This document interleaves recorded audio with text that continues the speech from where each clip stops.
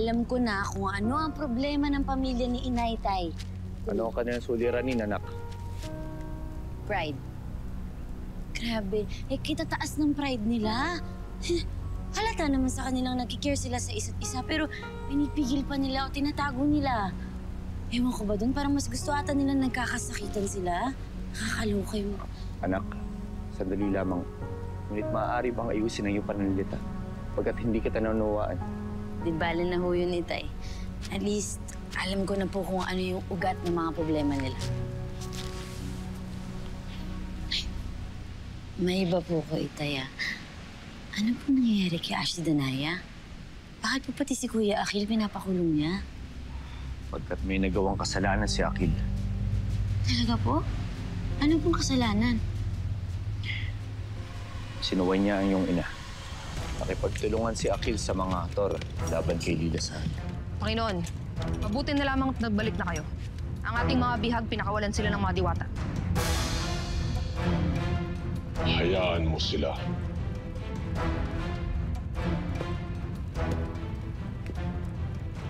Sapagkat natagpuan ko na ang tunay na brilyanteng matagal ko nang hinahanap. Panginoon, siya ang anak niyo ni Lilasari. Oo. At salamat kay Akil. Natagpuan ko na ang aking magiging tagapagmana at magiging katuwang upang muling tingalain ang Hattorya.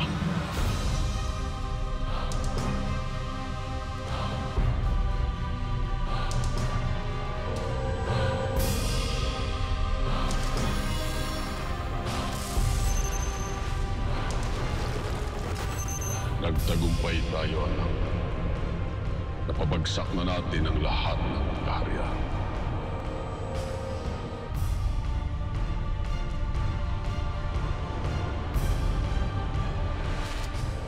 Naganap na. Nakita ko na sa aking balintataw. Nakuha na ni Hagar ng kanyang anak. Ang anak na tuturuan niyang maging masama kagaya niya. Babantay sa loob ng silid. At huwag ninyong ilalayo ang inyong tingin sa aking anak. Maliwanag ba? Kayong dalawa, huwag kayong magpapapasok ng kahit na sino sa silid na ito maliban sa akin upang mapangalagaan ang aking anak.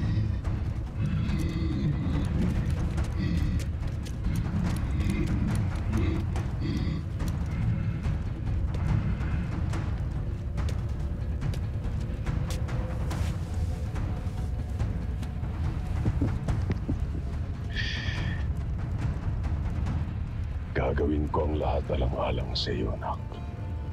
Pinapangako ko yan. Lalo na't wala na ang iyong ina. Aking-akin ka na lamang.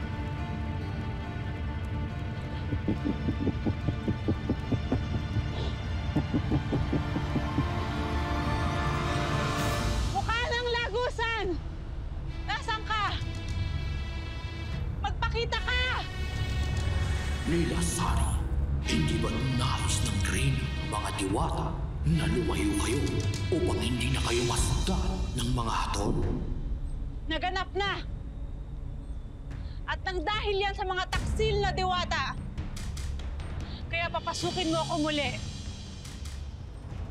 Dahil kung hindi, tatanggalin ko tong maskara ko at tignan natin kung hindi ka mawasak dyan!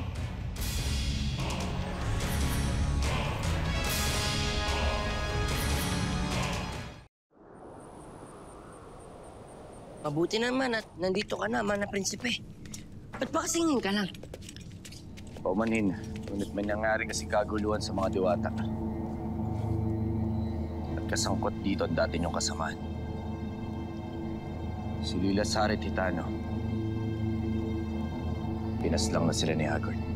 Paano natunto ni Hagorn ang kinaroroonan nila? Huwag mong sabihin tinraitor sila ng isa sa mga diwata.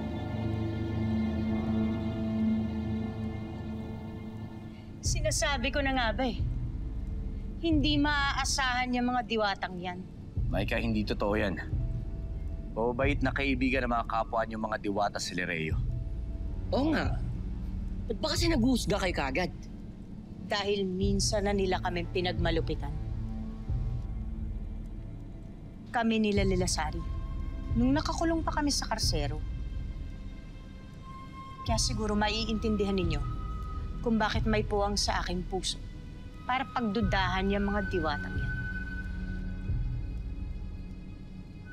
Kaysan?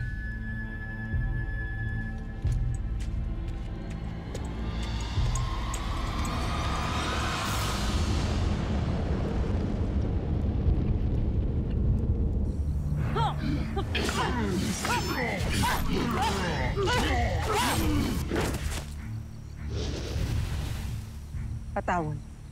Ngunit kailangan ko lamang bawiin ang aking anak.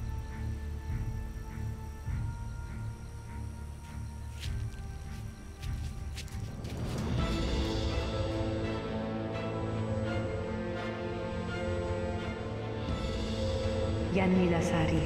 Lumaban ka. Hindi ka talaga tatablan ng kamatayan sa mundo ng mga mortal. Tulad ni Amihan, dahil kayo ay may pagkakatulad, ngunit hindi pa panahon upang ito ay iyong malaman.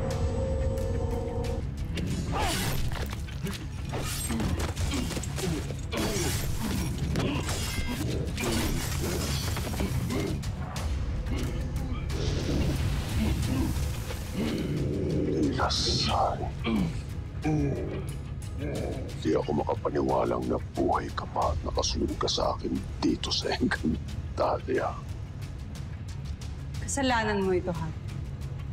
Dahil hindi mo tinira kung humingi pa nga ako.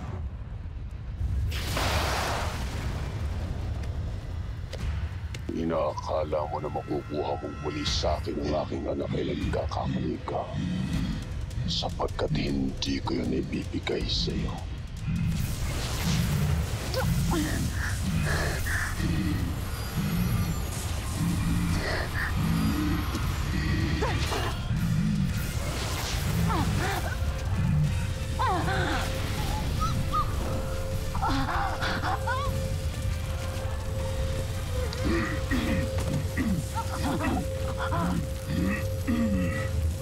Wala kang kadala-dala, Lilasari.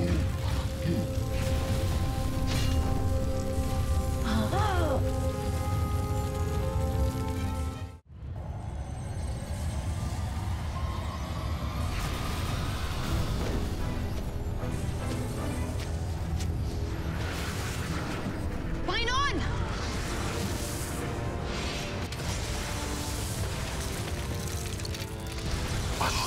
Nala! Panginoon! Ang akala ko ay namayapa na si Lilasari. Hindi na siya makakabalik dito muli. At kailanman ay hindi niya mababawi sa akin ang aking anak.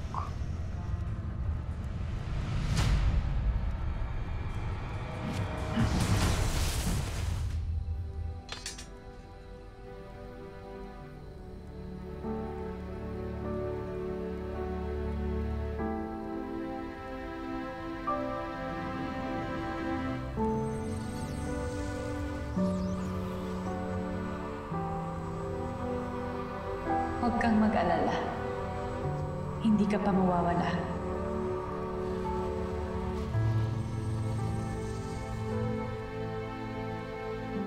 Hindi kita pababayaan.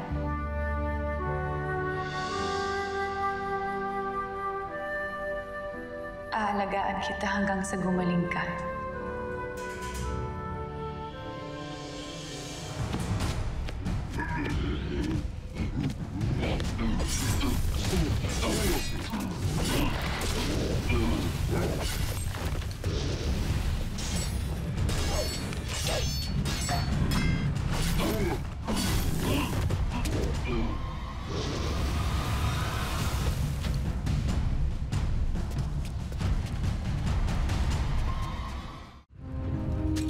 Panginoon, nawawala ang inyong anak. Wala rin ang bantay sa kanyang silid. Marahil ay may kumuha sa kanya.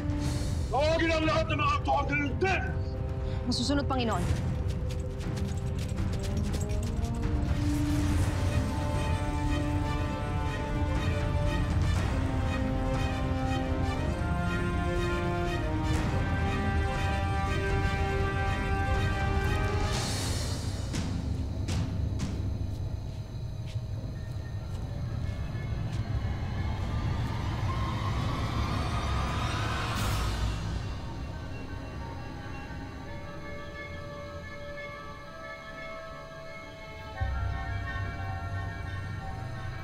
Patawarin mo ko, Jahet.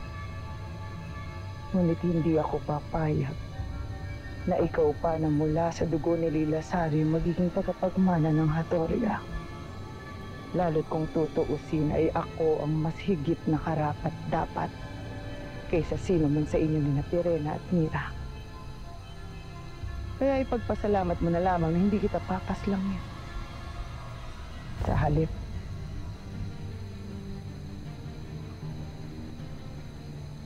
ay hahayaan kong iligaw ka ng dragonito. Inuutusan kita, ilayo mo ang sanggol na to sa malayong lugar at hayaan natin ang tadhana ang humusga kung mabubuhay pa siya. Evite Arcona!